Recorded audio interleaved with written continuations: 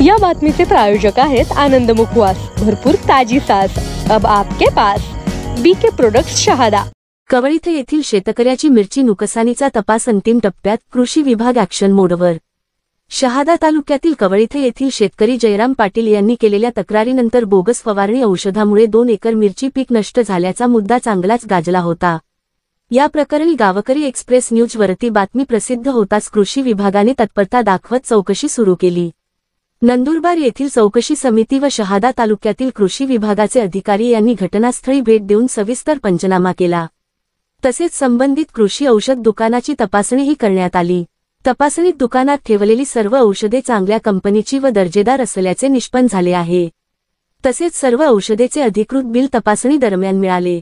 दरम्यान नमुने तपासणीचा अंतिम अहवाल आल्यानंतरच कृषी विभाग पुढील भूमिका निश्चित करणार असून कवळीथ येथील शेतकरी जयराम पाटील यांना नुकसान भरपाई देण्यासंदर्भात अहवाल शासनाकडे पाठविण्यात येणार असल्याची माहिती विभागाकडून देण्यात आली आहे। शहादा येथील कृषी विभागाचे अधिकारी यांनी याबाबत काय सांगितले ते बघू। गावकरी एक्सप्रेस न्यूज साठी जगन ठाकरे, शहादा। नमस्कार, मी विशाल कैलास वागचौरे, गुन्हा-नियंत्रण निरीक्षक, तालुका शहादा, जिल्हा नंदुरबार।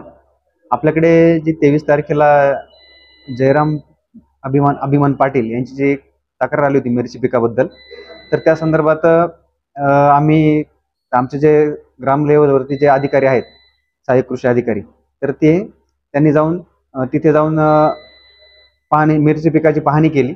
त्याचबरोबर त्यांची तक्रार आल्यानंतर पुढील 7 दिवसामध्ये आम्ही शास्त्रज्ञांची जी समिती असते, माननीय उपविभागीय कृषी अधिकारी यांच्या अध्यक्षतेखाली जी समिती असते, तर ती समितीची आम्ही तारीख घेतली आणि त्या तारखेनुसार 30 तारखेला आम्ही जे काही मिरची पिकाचं नुकसान झालं होतं, तर त्या मिरची पिकाचं नुकसान झालेल्या क्षेत्रावरती भेट दिली, तिथले नमुने घेतले की ॲक्च्युअली प्रॉब्लेम काय आहे, शेतकऱ्यांनी कशा प्रकारे फवारले आणि कोणकोणते मॉलिक्यूल फवारलेत या संदर्भात माहिती घेतली।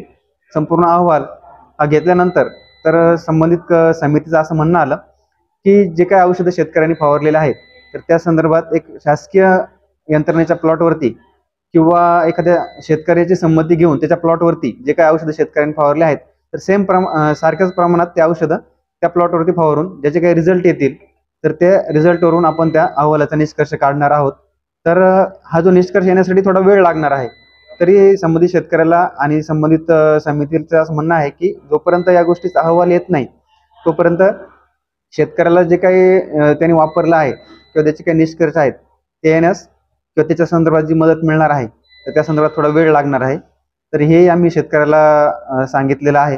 तर मी सदर नर्मदा ॲग्रोच्या दुकानदाराशी भेटलो असता किंवा त्याच्या दुकानाची तपासणी केली असता, त्या दुकानामध्ये जे काही औषधं आहेत ते सगळे त्याच्या लायसन्समध्ये मेन्शन आहेत। त्यामुळे दुकानदाराची काही म्हणजे प्राथमिक दर्शित तरी काही हे वाटत नाही आहे त्याच्यामध्ये। आता ते जो फायनल अहवाल आहे तो जो डेमो प्लॉट घेतल्यानंतरच कळेल की आपल्याला का नक्की औषधाचा परिणाम आहे किंवा जो काही मध्ये काही पाऊस सुरू होता त्याचा परिणाम आहे, त्यावरून ते समजून जाईल।